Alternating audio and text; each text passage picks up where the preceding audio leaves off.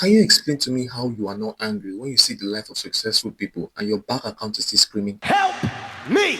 how? See, I didn't say you should envy them, neither should you even get jealous with them. But the thing is this, if you don't feel that anger with your current situation, then you need help. Honestly speaking, it's not a bad anger. It is a good anger because what this type of anger does to you is that it allows you to be more realistic, take more actions, take more risks, and more opportunities. Because aren't you not tired of begging for urgent 2K? Suffer no dey tire you. Be angry, but my friend, do not allow it to make you sing. Instead, channel that anger into something that will make you become the best version of yourself in every area of your lives, especially in your finances and your work with God. Because if you are not angry, poverty will kiss you. It will kiss you so bad. And stop saying it doesn't matter. It does. You know what? I seriously want to help you, honestly speaking. And if you're angry, all I need you to do is just type ready on the comments so I can show you what is working. If not, carry your cross. It's up to you.